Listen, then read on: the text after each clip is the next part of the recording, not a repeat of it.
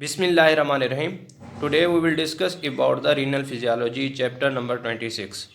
We will discuss about the functions of the kidney, anatomical structure of the kidney, anatomical structure of the nephron, and others discuss. Number one is the function of the kidney. Function of the kidney में हमारे पास सबसे पहला है वो हमारे पास excretion of the metabolic waste. जो हम मेटाबॉलिक वेस्ट हैं उनको एक्सक्रीट आउट किस तरह से कर सकते हैं. Number one, urea excrete out करते हैं. दूसरा हमारे पास क्रेटिनिन. क्रेटिनिन मसल में क्रेटीन होता है. मसल में क्या होता है हमारे पास? क्रेटीन है. ये इंपॉर्टेंट एमसीक्यूज है. और तीसरा है हमारे पास यूरिक एसिड.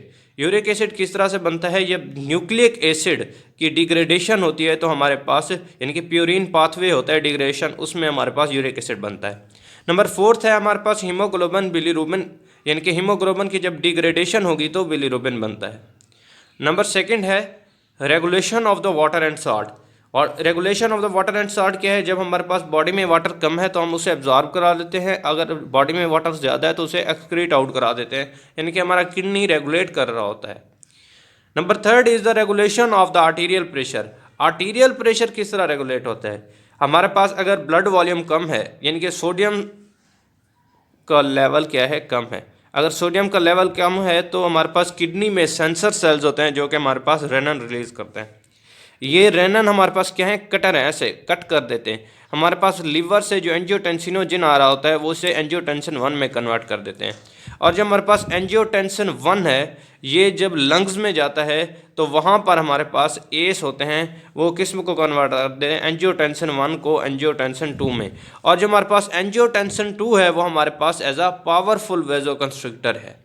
नेक्स्ट है हमारे पास regulation of acid and base balance, यानी कि जो हमारे पास एसिड बेस बैलेंस, यानी कि अगर हमारे पास बॉडी में एसिडोसिस हो रहा है तो उसको प्रिवेंट करने के लिए यानी कि मैकेनिज्म के ज़रिए हाइड्रोजन को मेंटेन करना होता है.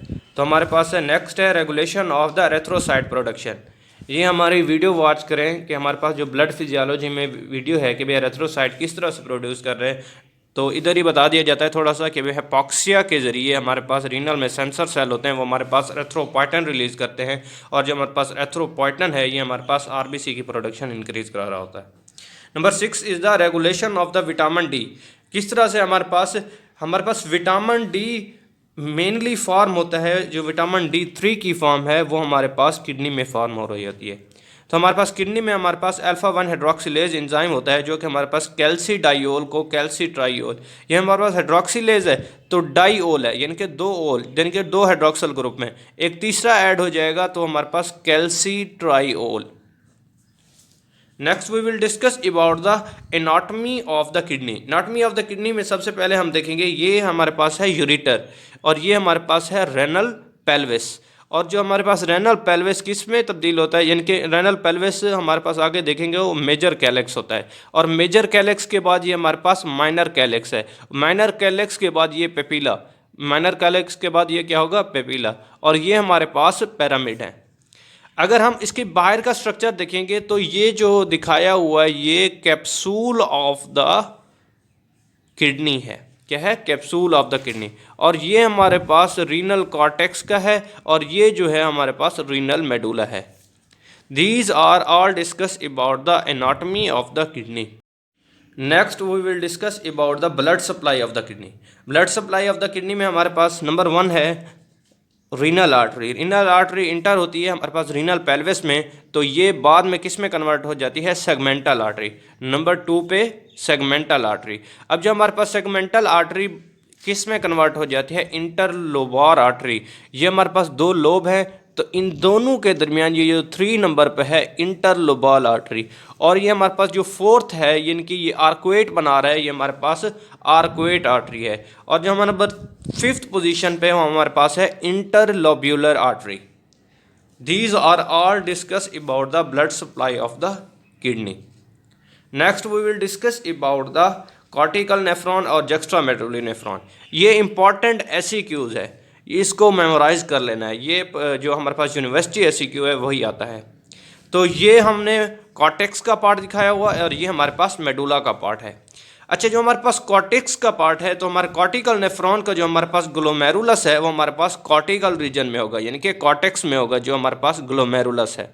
और जो हमारे पास जक्स्ट्रामेडुलरी नेफ्रॉन है उसका जो ग्लोमेरुलस होगा वो डीप इन द कॉर्टेक्स होगा, यानी कि कॉर्टेक्स के डीप में होगा और मेडुला की बिगनिंग में होगा। Glomerulus deep in the cortex and near the medulla.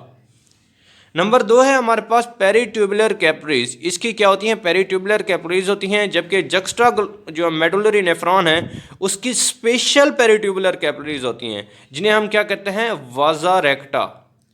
ये इंपॉर्टेंट है।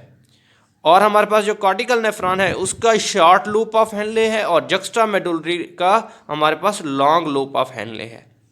अच्छा, जक्स्ट्रा मेडुलरी नेफ्रॉन की एक और खासियत है, ये हमारे पास कंसंट्रेटेड यूरिन बनाता है। क्या बनाता है?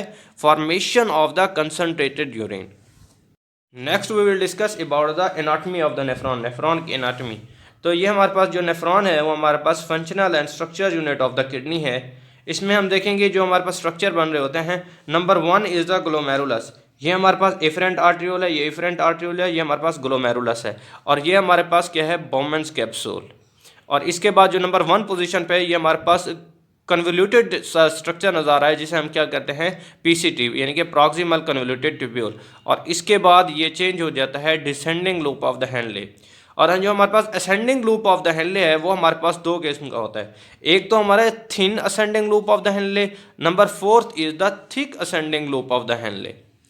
ये हमारे पास इसके बाद ये जो ब्लैक कलर में है ये हमारे पास डीसीटी जहाँ से शुरू हो रहा है, ये हमारे पास क्या शुरू हो रहा है? कन्वोल्यूटेड ट्यूब्यूल, यानी कि डिस्टल कन्वोल्यूटेड ट्यूब्यूल शुरू हो रहा है। वहाँ पे हमारे पास जो इफरेंट आर्ट्रियोल के दरमियान का यानी कि जो रीजन है उसे क्या कहते हैं? Macula densa.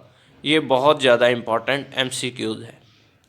Next is the collecting tubule. ये 6 नंबर पे हमारे पास कॉर्टिकल कलेक्टिंग ट्यूब्यूल्स हैं और नंबर 7 पे हमारे पास मेडुलरी कलेक्टिंग ट्यूब्यूल्स हैं। Here we all discuss about the anatomy of the nephron. Thank you so much. जज़ाकल्लाह। अल्लाह हाफिज़।